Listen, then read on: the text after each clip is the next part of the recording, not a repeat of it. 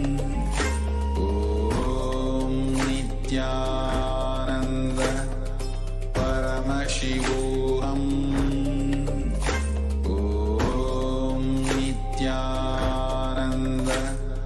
Paramashivoham.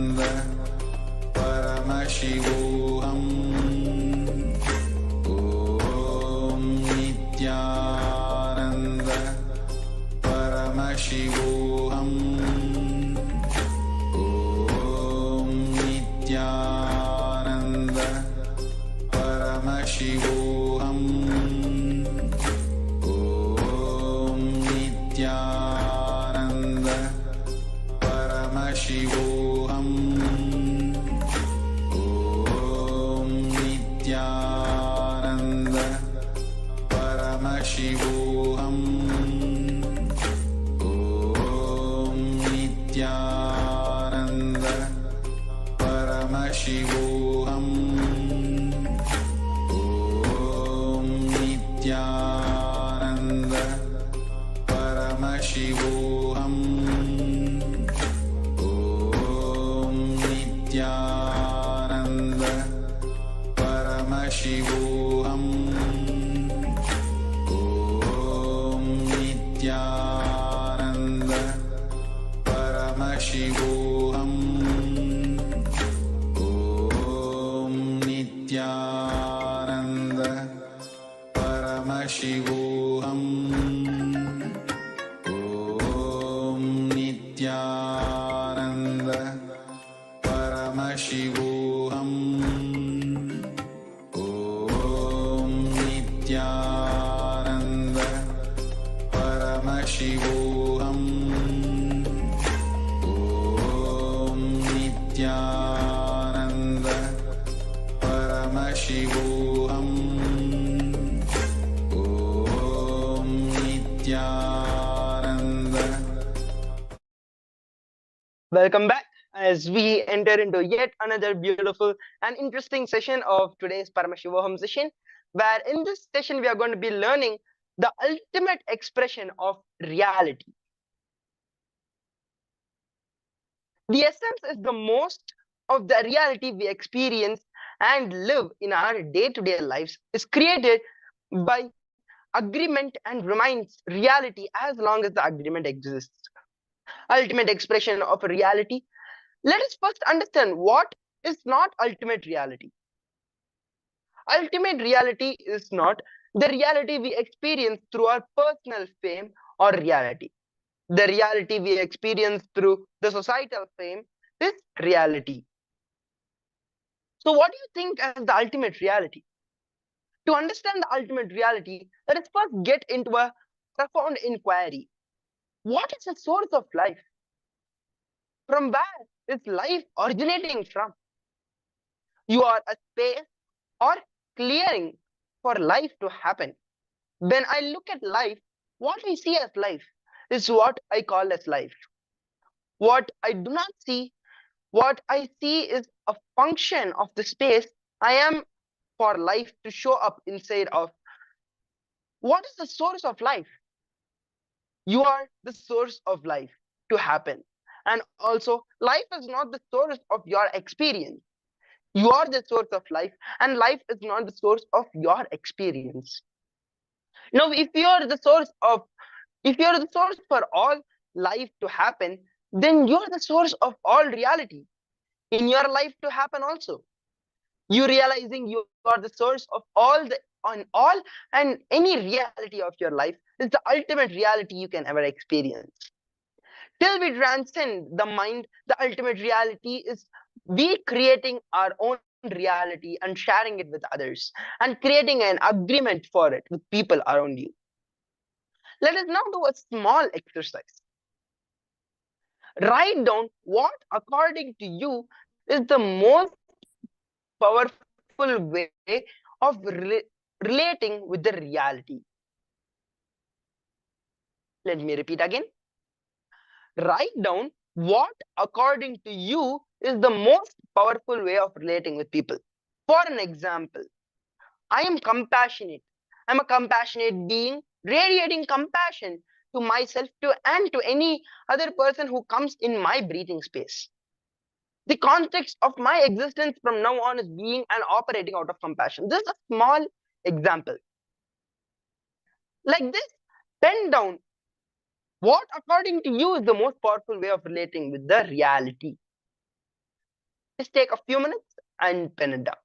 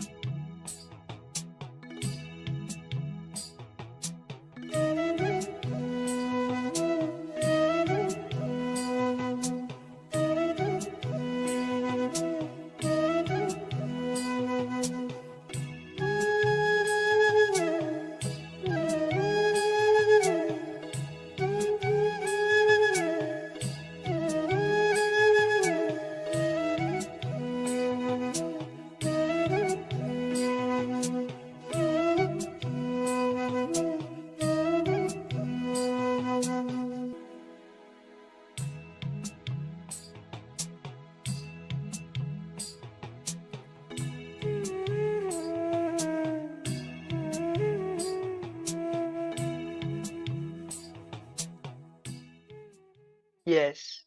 So relax. Let's get back.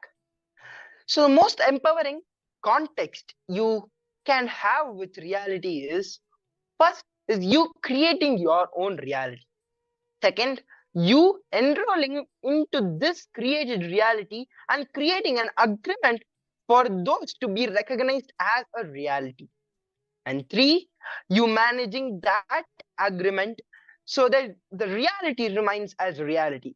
This can be done when you integrate all your thoughts and align this with your newly created identity, with your newly created reality. Inventing your own reality means creating your own agreement, creating a listening for it in the people, in the other people's my world, working on getting other people's conscious for it and managing it. Ultimate expression of a human being, the ultimate expression of a human being is you being Aham Brahmasmi, you being the creator of your reality. The ultimate expression of a human being is reality. This can be done when you transform the consciousness of a people around you purely by the way you exist. Your existence expresses itself by thoughts, words, and deeds.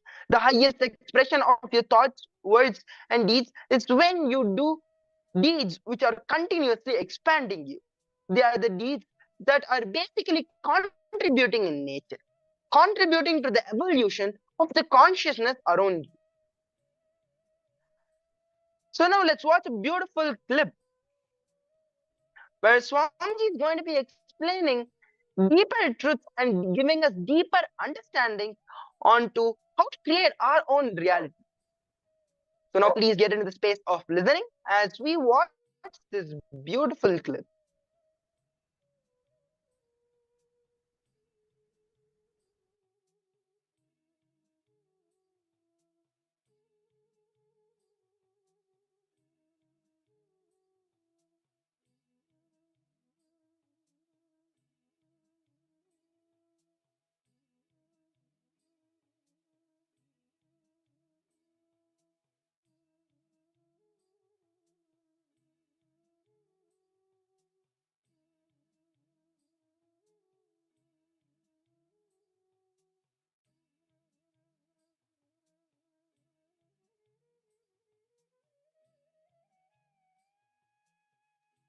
Just a minute, we are just fixing some technical issues.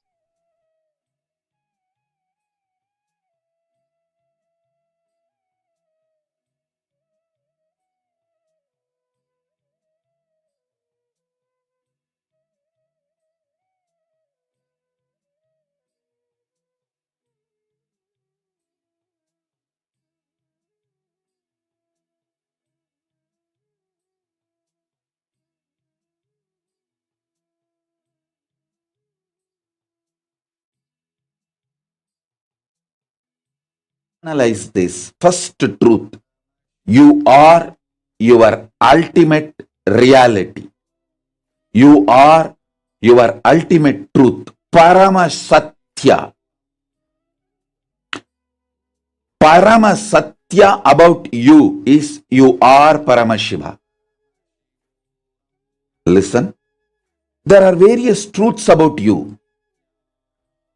Each identity you carry and play with the life is a truth for certain period. See, you are a wife as long as your husband exists. You are a husband as long as your wife is there. So your husband identity doesn't exist when you don't have wife.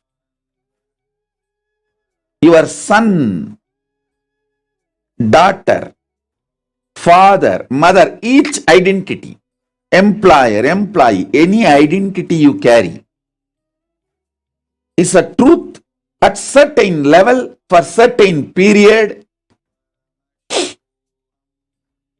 of your life.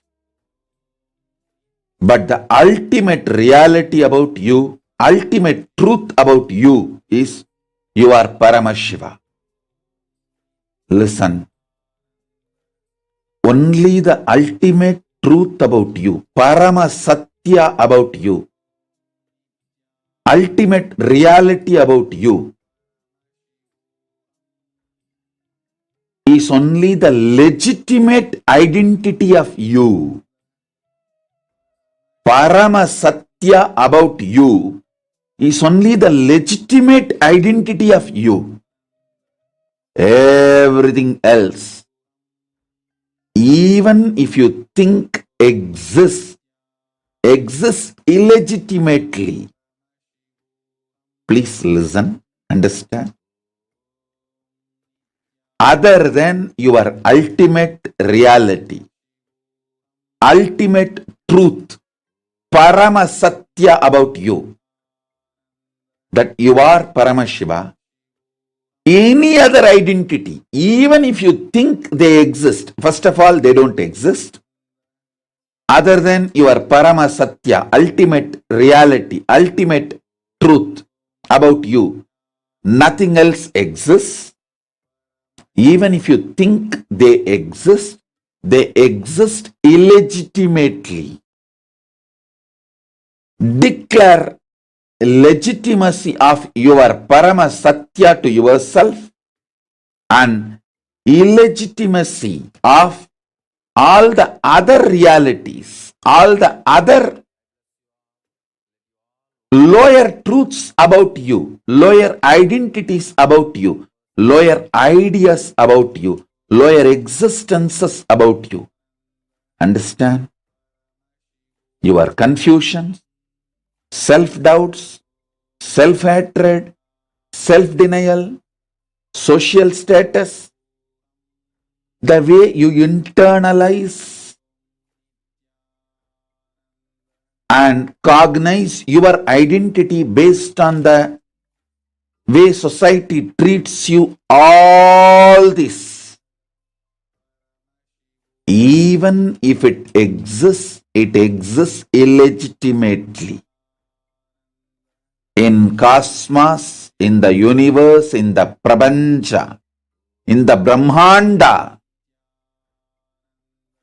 only the ultimate reality exists. Parama Satya only exists. Parabrahma Satyam, Parabrahma Satyam, Parabrahma Satyam. Paramashiva Parabrahma Satyam. Paramashiva Paramburul. The ultimate alone legitimately exists. Everything else exists illegitimately. Listen. The moment you cognize your ultimate reality only legitimately exists in you, and all other realities, identities, everything exists illegitimately, and declare their illegitimacy, naturally they leave you, they disappear, dissolve, they become irrelevant to you.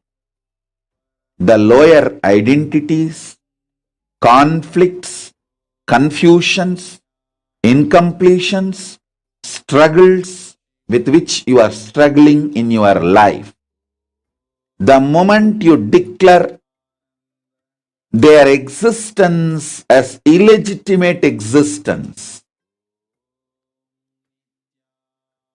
you will see they become irrelevant in your life. Understand? Even when the self and the world, Jiva and Jagat manifest, Ishvara, God, Parabrahma, does not get bound by it. Paramashiva does not get bound by it.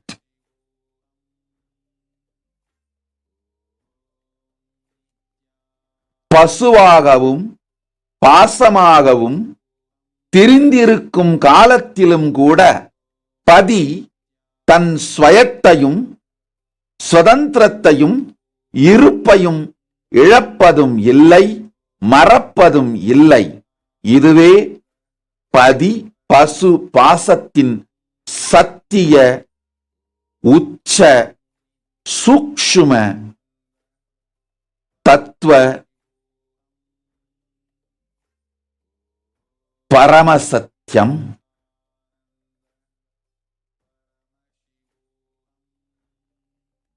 Even when Jiva, individual soul, and Jagat, universe, is in the form of manifested reality, Ishvara, Paramashiva, Parameshwara does not lose his conscious sovereignty. Understand, even when this world exists, even when you feel an individual identity exists, your Paramashivatva, the ultimate reality in you, does not lose its conscious sovereignty. Declare the ultimate reality, Paramasatya, as your conscious sovereignty, everything else as illegitimately existing. This one truth, internalize, internalize, internalize.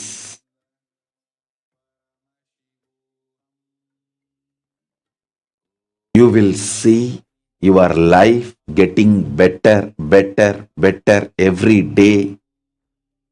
Your health, your blissful relationships, the number of hours you are energetic, fresh, available for yourself and for the world will drastically increase.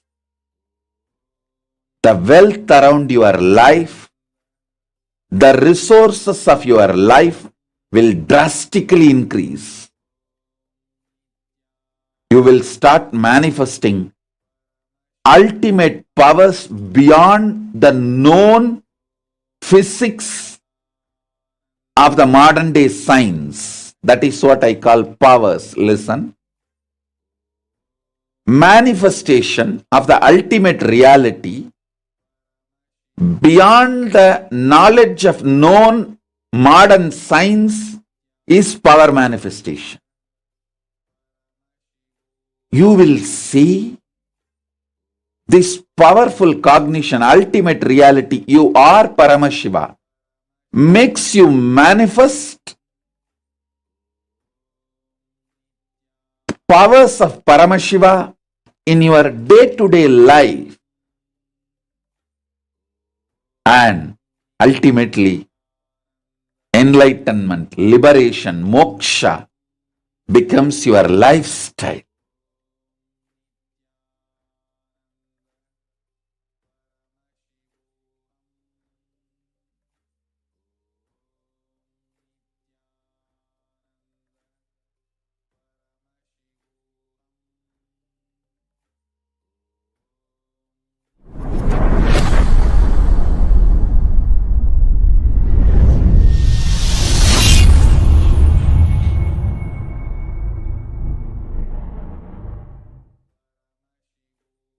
As I said, when your taste matures, you grasp the ultimate reality.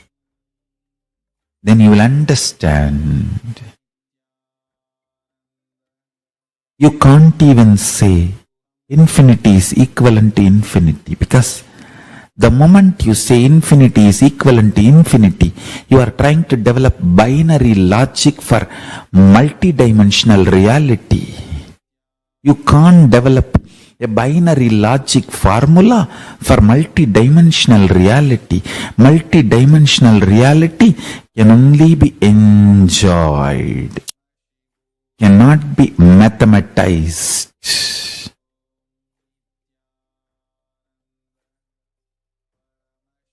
Spirituality cannot be politicized. Cosmos cannot be mathematized. Sacred cannot be scienticized. The rare cannot be rationalized. Integrity is a conscious maturity. Authenticity is the maturity of your kundalini, your bioenergy. Responsibility is maturity of consciousness. Enriching is flowering of consciousness. Taste for healthy food comes from a matured mind which thinks consciously, plans for healthy long life. Don't ask stupid questions like people try to tell me, somebody who is completely teetotaler, never eats wrong food, never eats the non-vegetarian food, never drinks, smokes. Suddenly if he falls into ocean and dies, what will happen? Hey, that is totally different.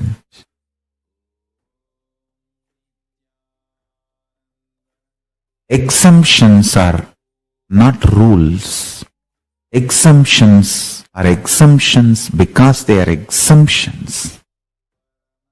Exemptions does not form rule. Don't try to bring exemption as the logic to break the rule. There are tons of truths. I am just overflowing to reveal them. Every time you consciously decide to live enlightened life, you wipe off all the unconscious karmas, failures, the whole past. Listen carefully.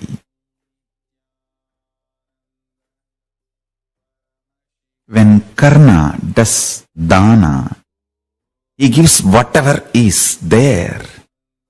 He doesn't keep something for tomorrow. Just like Karna dana. Understand? When Karna does dana, he gives away everything. He doesn't keep something to do charity tomorrow. That is the beauty of Karna. Karna doesn't think, let me keep something so that tomorrow I can continue to do charity. No. What is, finish it. Understand? Same way,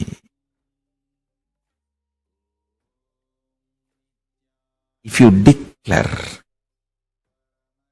consciously within you, let me live enlightened life from this moment.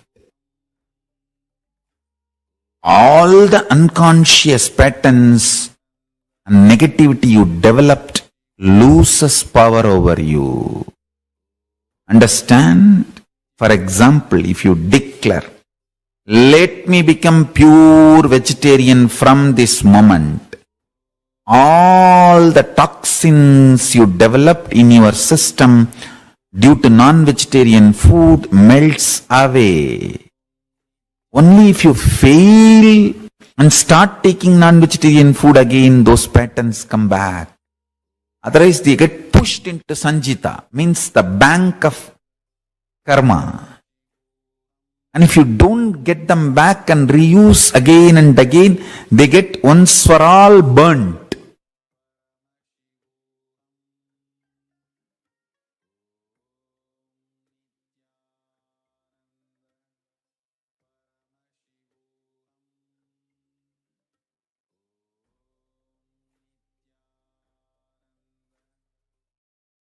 Yes, so Swamiji beautifully explained in this beautiful video. And then with this, we'll be entering into the next internalization exercise. And of course, before we entering into the internalization exercise, let's just look at the essence of whatever we have learned throughout this session. The ultimate reality is the ultimate expression of a human being. The ultimate expression of a human being is you being in the space of Aham Brahmasmi, you being the creator of your reality. So with this, let us get into the internalization exercise itself. So now pen down what realities you want to create from this truth and go on creating the space for them to manifest. Again, pen down what realities you want to create from this truth and go on creating the space for them to manifest.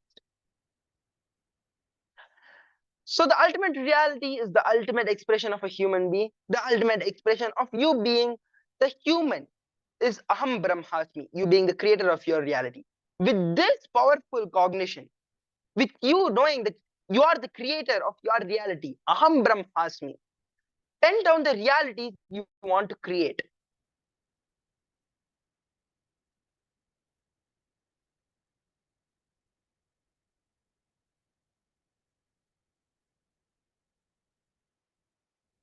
Yes. So now let us enter into the exercise itself.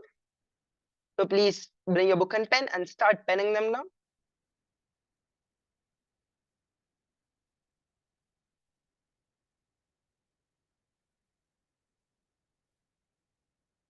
It can be a small reality or anything you want to change in your life. Just sit and pen them down, all the realities. Because now that you know that you are the creator of everything, you manifest everything. With that powerful cognition and with that powerful space, start creating your reality, the reality you want to manifest.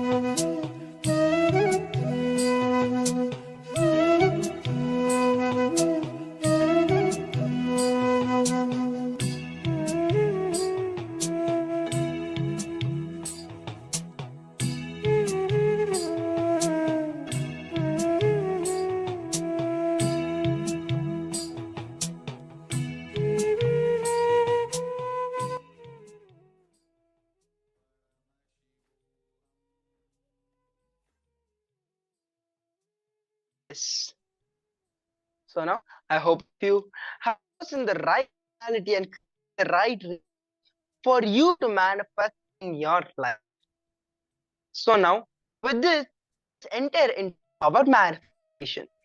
Today we are going to doing the power teleportation, where we are going to be teleporting Basma from one cup to another cup.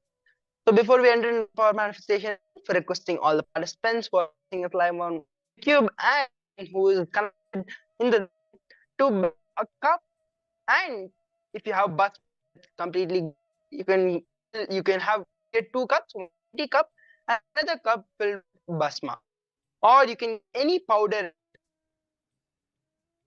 So please sometime your cups with one cup with basma and I completely take some time doing it.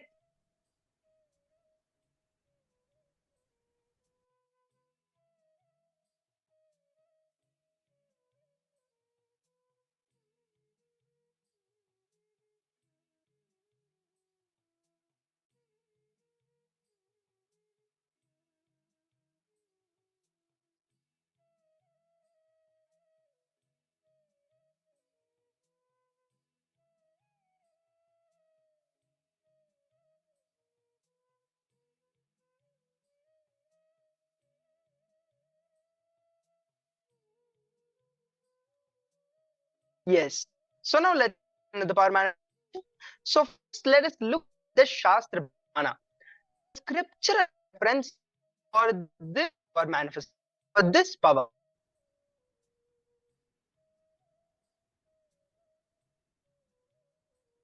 This power that in the Spanda collection 3, which is Spanda Sutra 3.4 and 3.5.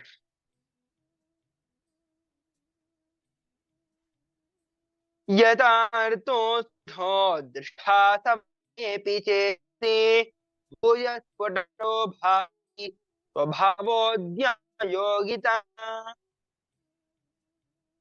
But Paramashiva say, indeed, as an object or static matter, which in spite of all attachments in mind, perceived and instinctively, then up and manifest more distinctly and observed strength of one's virtual power. So when the yoga research to the of the activity, the highest potential nature of oneness with Sadashiva, then whatever thing or object or the idea with which static matter exists in this dimension, which our form, in which one seeks to know or manifest, where in whichever place or time, in whichever state or dimension, that thing or an object at once and not a long time is in man in that way nature of its true existence. This is the beautiful translation of this pramana. So with this, let's enter into the power station itself. So what of the empty bowl you are having, empty cup you're having, you're going to be teleporting the mind to the empty. So before we start the power station, please take a photo of that empty.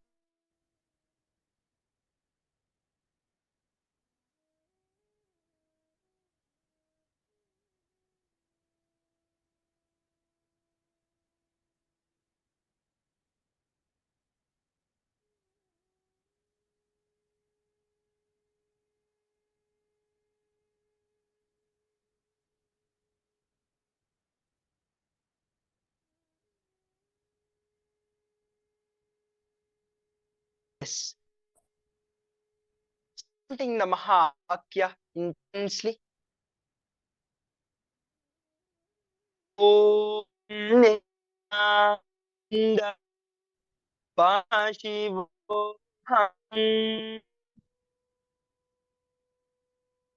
Om Nithyananda.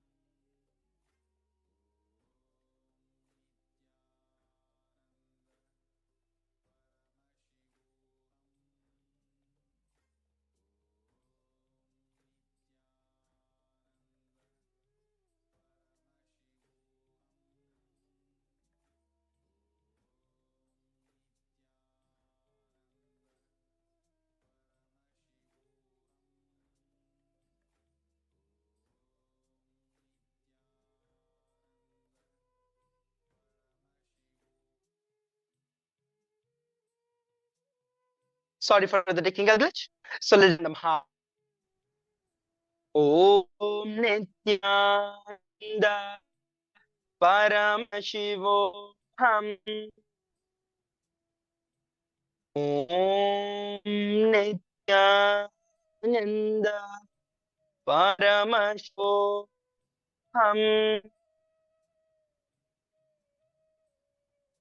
Om Nithyananda Paramashivoham.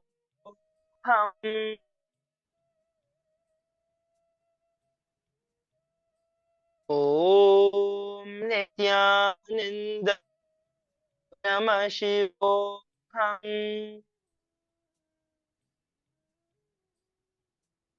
Now let's watch the beautiful video of Swami. Look at Swamiji and connect oneness with him, and then declare the bus to teleport to the cup.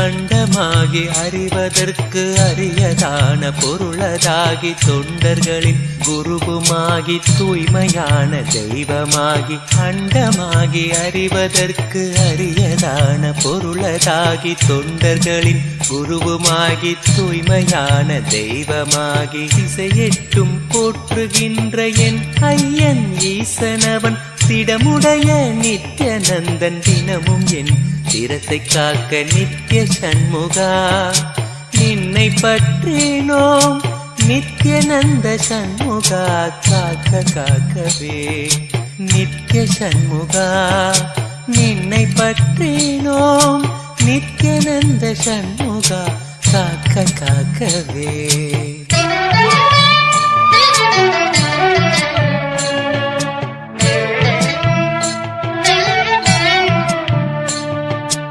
Adhisivan மைந்தனவன் ஆனந்தமாய் நெற்றி காக்க ஆறுமுக வேலவனோ இருநுதலை இசைந்து காக்க ஆதிசிவன் மைந்தனவன் ஆனந்தமாய் நெற்றி காக்க ஆறுமுக வேலவனோ இருநுதலை இசைந்து காக்க ஜோதியான தனிகை ஈசன் நித்யன் எந்தன் விழியை காக்க நாதனாம் நித்யநந்தன் நயமுடன் நாசி காக்க நித்ய சண்முகா நின்னை பற்றினோம் நித்யநந்த சண்முகா காக்க காக்கவே நித்ய சண்முகா நின்னை பற்றினோம் நித்யானந்த சண்முகா காக்க காக்கவே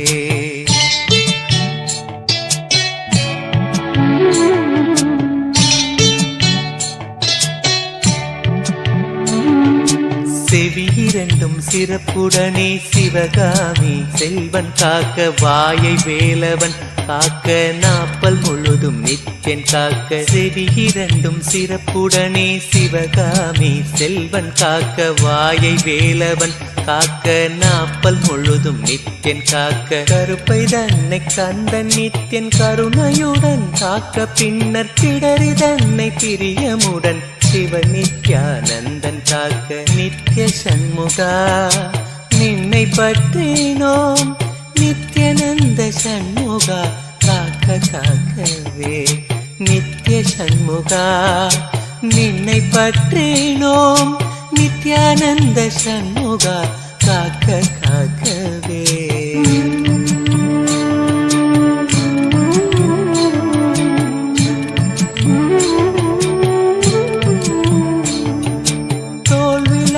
திருமகனின் மருமகனோ மகிழ்ந்து காக்க மார்பினை மறுத்திடாமல் மருதமலை நாதன் காக்க முழங்கைதனை முன்னிருந்து நித்திய சண்முகன் காக்க முழங்கைதனை முன்னிருந்து நித்திய சண்முகன் காக்க 12 கையை கொண்டு பிணியெல்லாம் நித்தியன் தீர்க்க நித்திய சண்முகா நின்னை பற்றினோம் நித்யநந்த சண்முகா காக்க காக்கவே நித்ய சண்முகா நின்னை பற்றினோம் நித்யநந்த சண்முகா காக்க காக்கவே நித்யநந்த சண்முகா காக்க காக்கவே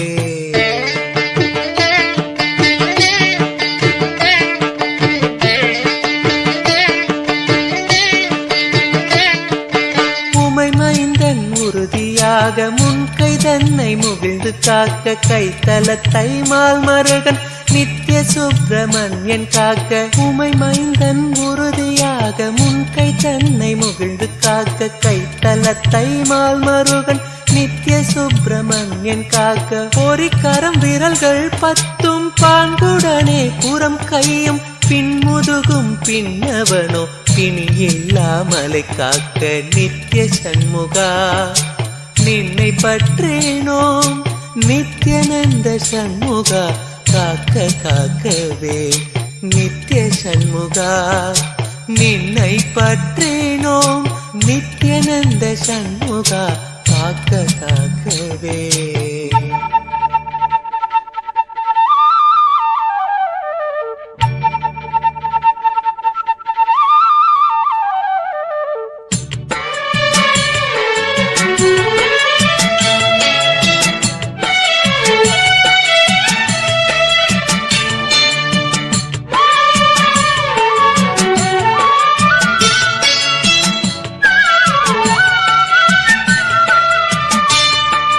தேவி மைந்தன் தாளினையும் இருமுழங்காலும் காக்க தொடையோடு கணைக்கால் தனை கைலை செல்வன் கனிந்து காக்க தேவி மைந்தன் தாளினையும் இருமுழங்காலும் காக்க தொடையோடு கணைக்கால் தனை கைலை செல்வன் கனிந்து காக்க நேருடை பாடிரெண்டும் நித்யநந்த ஈசன் காக்க சீரிய குதிக்கால் தன்னை குரு நித்யானந்தன் காக்க நித்திய சண்முகா நின்னை பற்றினோம் நித்யநந்த சண்முகா காக்க காக்கவே நித்திய சண்முகா நின்னை பற்றினோம் நித்யநந்த சண்முகா காக்க காக்கவே. Now relax and now take some time and verify whether how the Bhasma has manifested into the other cup, how the teleportation of the Bhasma has happened. So please take some time and take a photo and verify it, and also post your experiences and the clicks and understandings you got throughout this session on social media handle, and also you can put it on the Zoom chat or on the YouTube chat, wherever you're watching it from. So please take some time and do it, as shortly we'll be entering into the next session. You can also take a short break. So soon we'll be entering into the next session. Hope you all enjoy this session. Thank you all. Nithyanandam. Om Nithyananda Paramashivoham. Om Nithyananda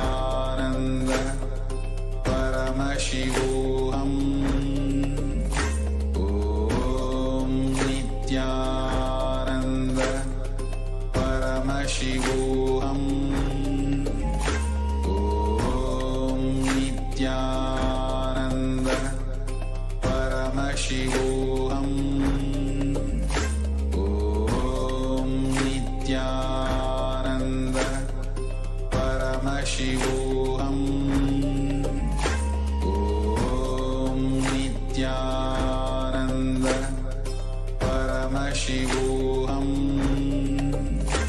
Om Nithyananda Paramashivoham. Om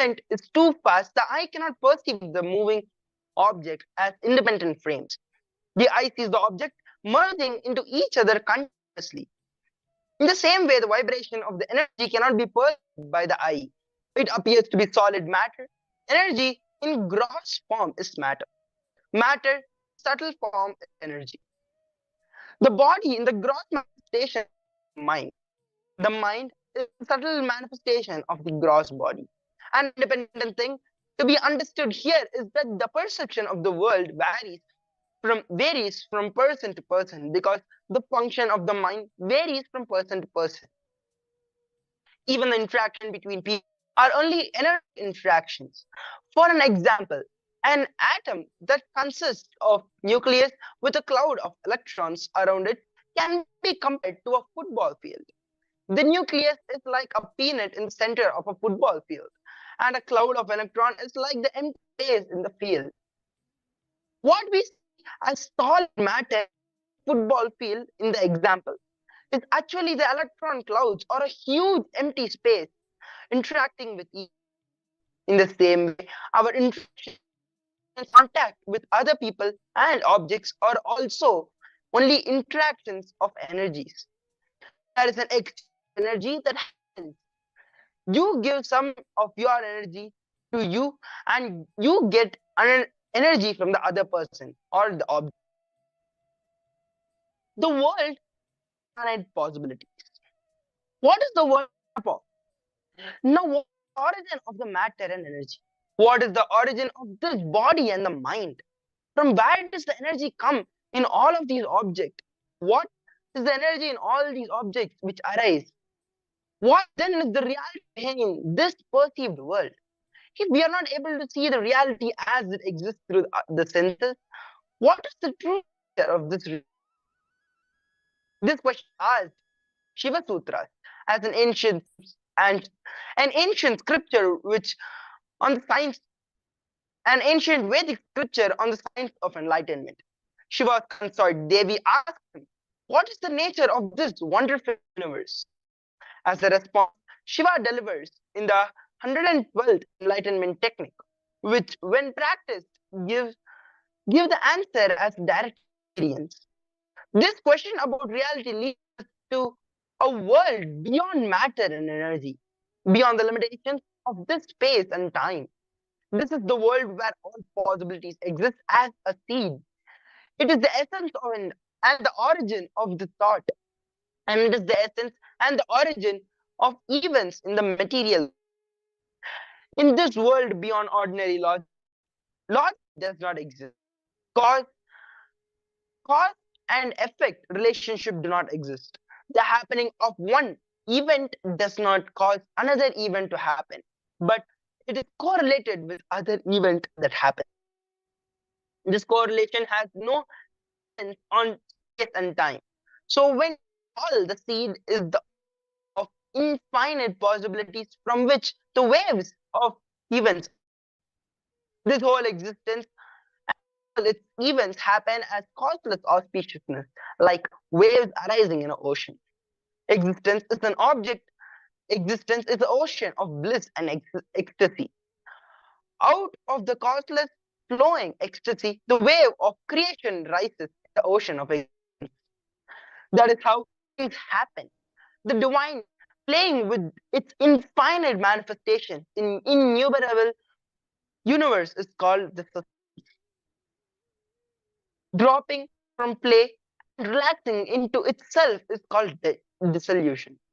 Dissolution is settling back into the absolute or Parabrahma state. Therefore, for no logical reason, the play continues. What we see as a result are the infinite happening in the universe. Matter, energy, and being. Our senses of sight, hearing, smell, taste, and touch are our gateway to perceive this world. They tell us what this world is made up of. Matter or object in various forms, shapes, colors, and qualities. We see ourselves living in three-dimensional, fundamentally made up of 5 basic elements: the earth, water, fire, air, and space. We see all the objects in this world undergoing change with the time.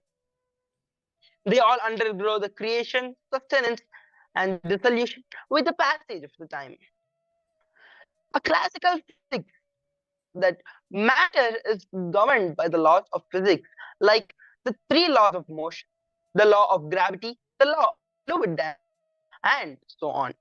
All objects are considered to be made up of molecules, which are made up of atoms, which in turn are made up of three types of particles: the proton, neutron, and the electron. We learned all these fundamental things in school. But according to the modern science, the world is fundamentally made up of matter. The fundamental particles are not protons, neutrons, and electrons. Modern science says matter itself is actually energy. The scientist Albert Einstein's famous equation E equals to mc square, where E is energy, m is mass of the object, and c is the speed of light, proves the equivalence of matter and energy. I was reading a very recent article, also published in the US journal Science, on a research that proved Einstein's equation. The particles in the nucleus themselves considered to be made up of small particles called the quark, which are bound by gluons. The surprising thing is the mass of the gluons is 0 and the mass of the quarks is only 5%. The study says that the missing 95% comes from the energy of the movements and interaction of the quarks and the gluons. So energy and mass are equivalent.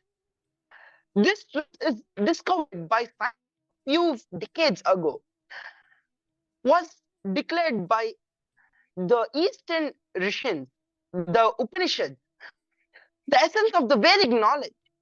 The very first line of the Ishavasya Upanishad, which was written thousands of years ago, declares Ishavasyamidam Sarvam, or all that exists is energy.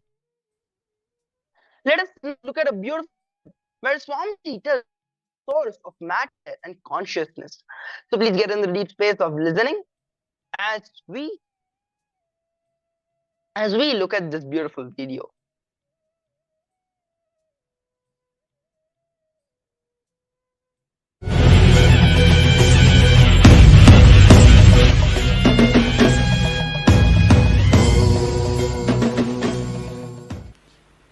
सदाशिवसमारम्भां शङ्कराचार्यमध्यमाम् अस्मदाचार्यपर्यन्तां वन्दे गुरुपरम्पराम्.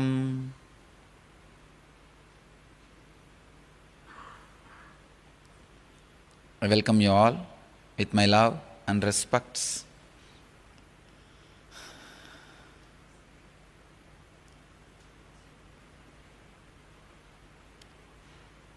Welcome all the devotees, disciples who are sitting with us at this moment around the world in 338 places, in 127 cities in 22 countries.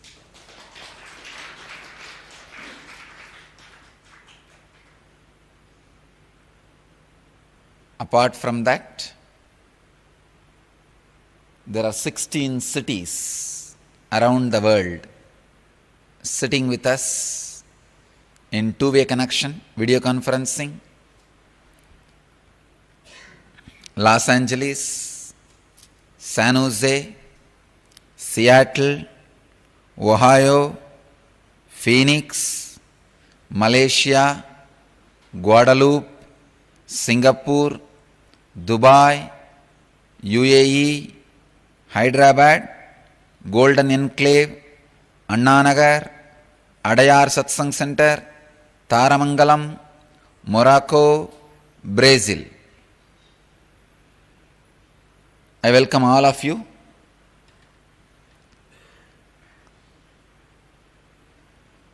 For this Brahma Sutra Satsang. I welcome all of you for this great happening, Brahma Sutras.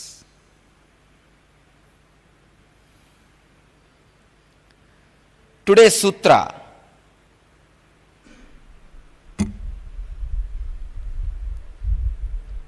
Fifth sutra.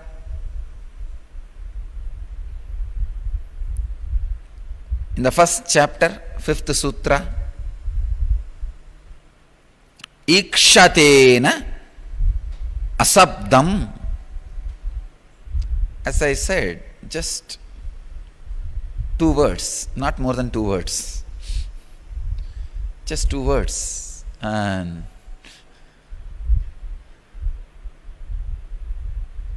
now we will have to break our head. Just these 2 words. Actually, when you are in such a deep samadhi, you utter as minimum as possible. Sometimes you can't even utter. Yesterday, after the Brahma Sutras, I was just sitting in samadhi. All the ashramites were around me. One of our devotees had a fits in the hall. I said, I will take care, and I told them to bring her. Then I said, I will take care, don't worry, give the medical care. Only later on, usually I am a person who will run. I will get up and run. I did not run. The reason was I was not actually able to move the body. I was in a very strong samadhi, especially after the strong Brahma Sutras. But suddenly, late in the night, I remembered, I did not even tell them that why I did not come out, why I did not run towards them. Later on I thought, of course, they are devotees, they won't mistake. I did not even, I only used the word, I'll take care, don't worry, take them to medical care. Did not even use, I should have told at least why I did not come out, why I did not get up from the seat and go there.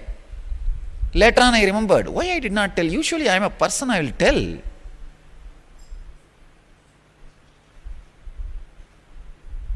Sometime, the deep samadhi, the words become so minimal, it doesn't come out when it is not required. Actually, my deep trust, they are devotees, they will not mistake, even if I don't come down and come there. They trust my word. That trust, my trust that they trust me, took care that extra words did not even come. But if I did not have the trust, they may mistake that why I did not even come out to heal, then immediately, maybe I would have told. I would have given the reason, or even if the body is in samadhi, I would have ran maybe to physically touch, to give them the confidence that I am really healing them, healing that person. So when there is a deep trust, words do not come out.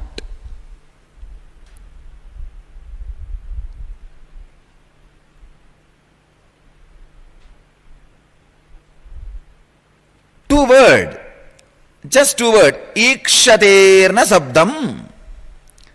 Ikshatena sabdam. But one of the world's biggest problem is analyzed just in this sutra.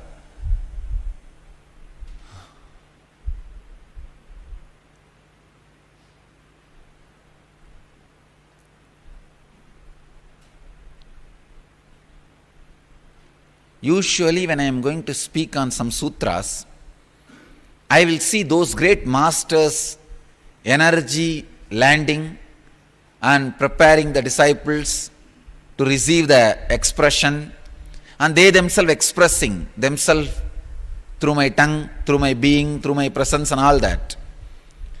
Now last 2-3 days I am seeing all the big philosophers are landing here. See, some enlightened philosophers are landing just to enjoy the Brahma Sutra happening. Some unenlightened philosophers but evolved beings. There are some Ganas, Munis, evolved philosophers, but did not become enlightened. Those guys are coming and sitting here to catch the glimpse and get the click so that they can become enlightened. Understand?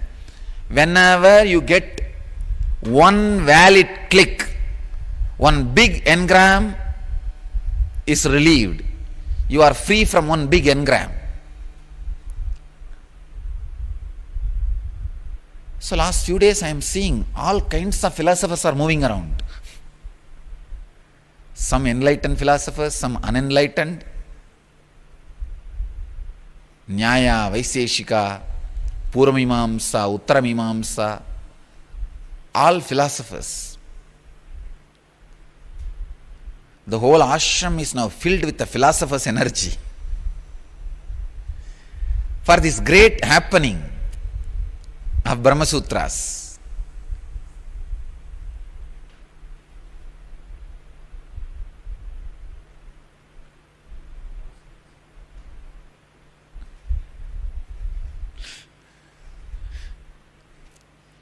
Bhaktas are very auspicious people. Devotees are very auspicious.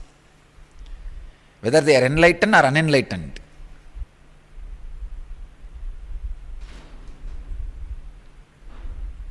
One young lady of little loose character goes to Vivekananda. Vivekananda, with such a deep love and care, receives her and initiates her into sannyas.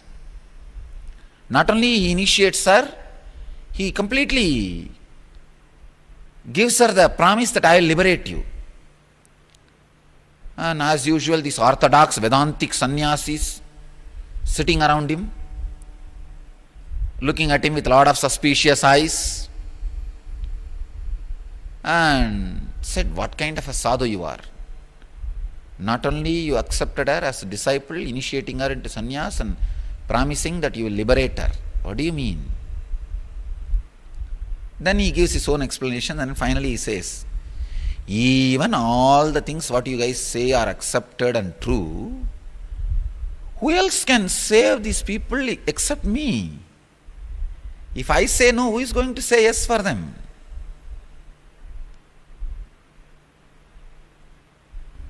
All right. Okay. Let's enter into the sutras. Ikshaterna sabdam, ikshatena asabdam. Swami Gambhirananda's translation goes as the pradhana of the Samkhyas is not the cause of the universe because it is not mentioned in the Upanishads, which fact is clear from the fact of seeing. So Swami Veereshwarananda translates as on account of thinking, being attributed to the first cause by scriptures of pradhana, is not the first cause referred to by them. It pradhana is based on the scriptures. God. I don't know how many of you understood.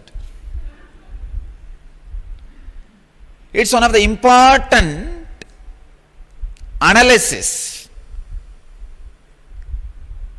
One of the great thing in the Brahma Sutras is it is analyzing the greatest problems, like what is the distance between sun and the moon, moon and the earth and the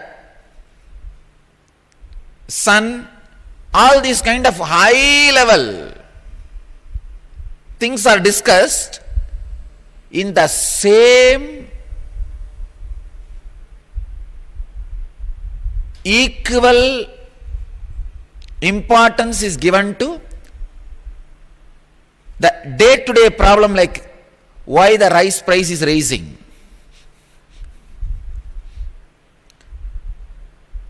Please understand, Brahma Sutras is a very paradoxical book, where in same sutra, that why the distance between sun and the moon is this much and why the rice price is rising, both are discussed. an extraordinary philosophical discussion which is directly affecting the way you think about you and the life and your very existence.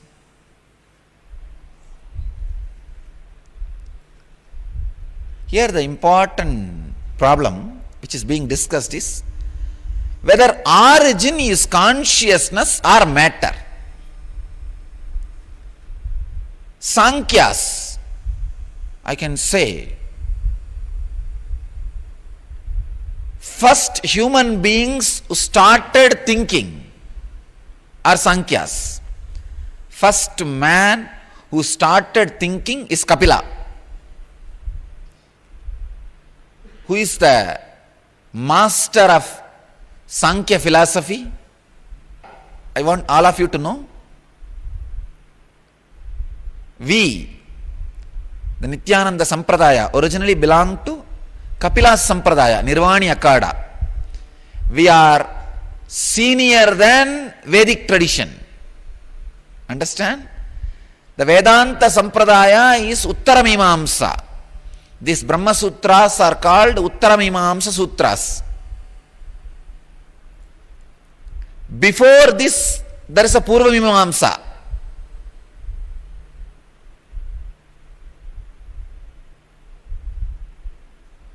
Sankhya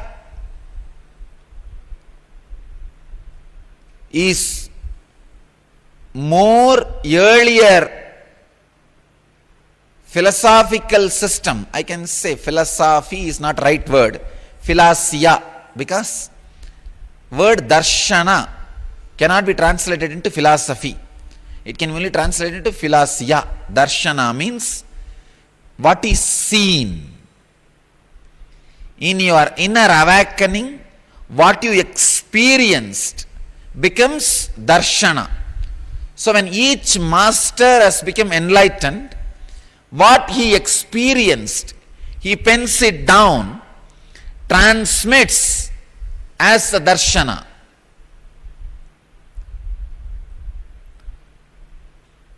So the first darshana is Sankhya, senior most darshana, the oldest darshana, oldest thinking system, oldest cognition system, where the understanding about life, death, beyond life, afterlife, or personal existence, jiva means individual self, Ishvara, the ultimate self, God, Jagat, the world. In Jagat, two part, nature and man-made, society.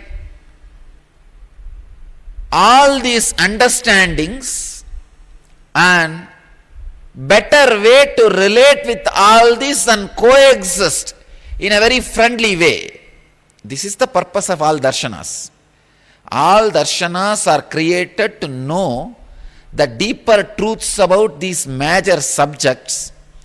With this understanding, flow with the life. First darshana is Sankhya. Unfortunately, followers of Sankhya philosophy have started moving out of Kapila. Whenever the followers move out of the founder, again the founder happens in another one form, followers go and persecute the founder who is in other form. I am really working very sincerely. That should not happen to my commune and the followers. Of course, one fortunate thing is, whatever I am talking is getting video recorded. So the losing the spirit can never happen. And not only that, because I am going to be sitting in the body for a long time, the reproduction of the completely spiritually matured people is possible.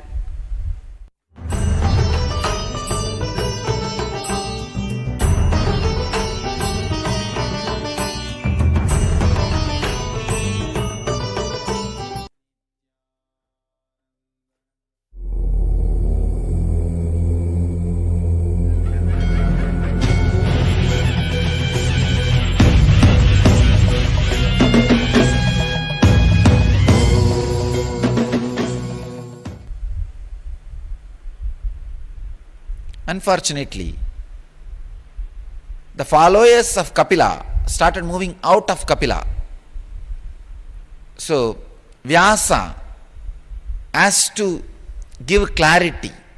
You need to know the background. Only then you will understand why these sutras.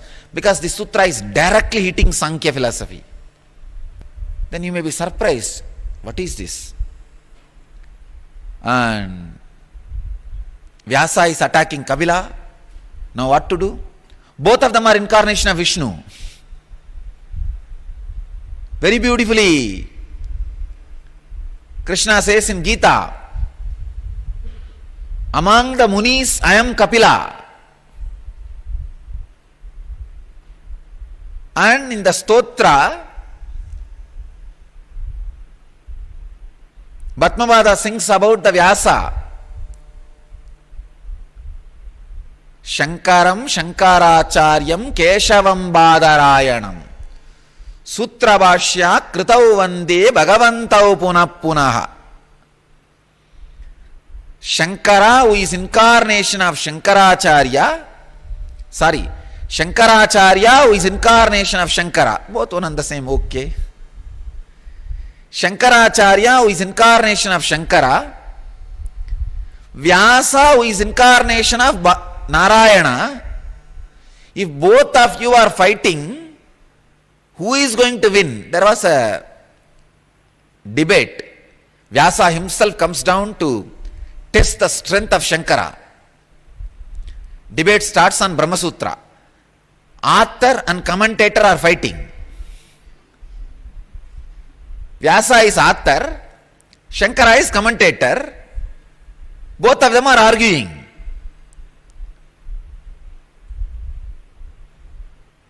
Of course, nobody can judge. But if I can take the liberty, I'll vote for Shankara. Because the guy has given a really meaning to the whole sutras. All the one or two uncut parts which Vyasa left, I don't know why, Shankara has polished it. Shankara has made, by his commentary, Brahma Sutra as more valuable diamond. I can say he made it as a pure gold. He made it more user friendly. So both of them are arguing. It goes on and on for 3 days. The poor disciples are sitting without food. So Bhatmavada suddenly realizes what is going on. And the old man who is arguing is Vyasa. But Vyasa did not reveal his identity. And this young guy who is not ready to give up is Shankara, who has a Lakshmi in his hand and Saraswati in the tongue, and Devi in his body language. How Shankara will lose? No way. Then Bhatmavada sings, Shankaram Shankaracharyam Kesavam Badarayanam. Shankara himself, the Shiva himself has come down as Shankaracharya. Vishnu himself, Keshava himself has come down as Badarayana. Vyasa,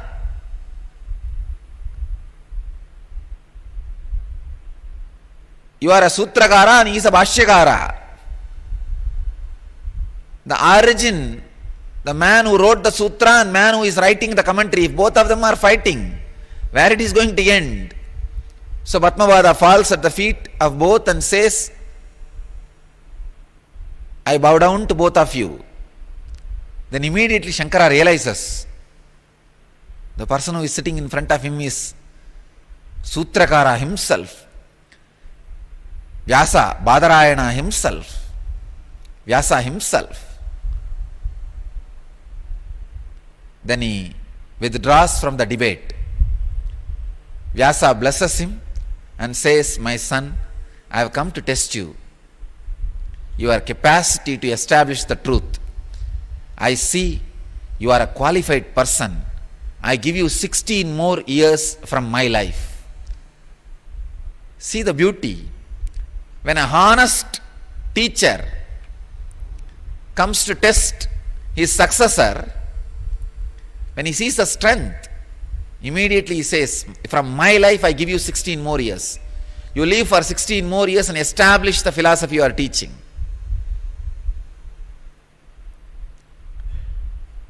This is the way actually our Hinduism was spreading. It was completely on a friendly, convincing debate. No fight, no sword, no bread butter, killing through kindness.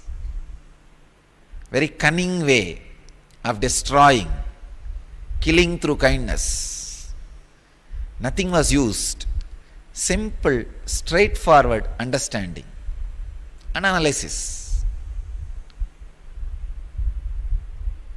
So Kapila is also incarnation of Vishnu. As Krishna says, "Among the Munis, I am Kapila." And Vyasa is also Vishnu's incarnation.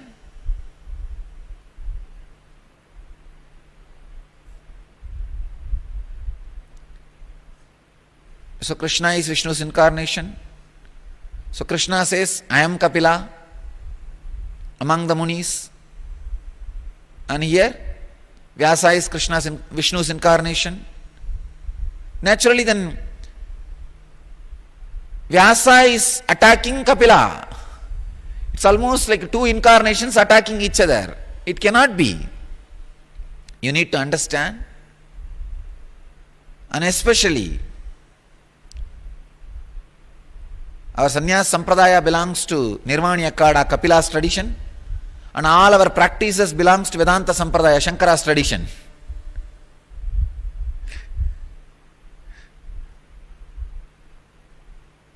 There cannot be any fight between these two.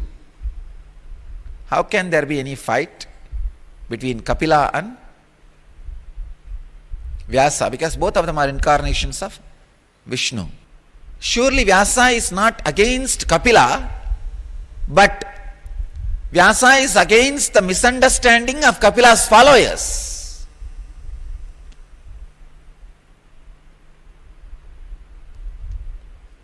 So one of the important question, whether origin of the existence is consciousness or matter.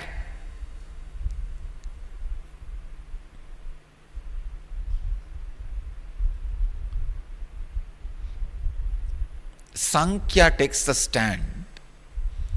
See, Kapila took the stand. Origin of the universe is matter, because once you are made to understand whatever you call as universe is from matter, you will renounce that, you will not be attracted too much towards it and go towards consciousness. That idea was given more as a technique than as a fact. See, when masters teach, you should be very careful whether those ideas are given to you as a fact or technique.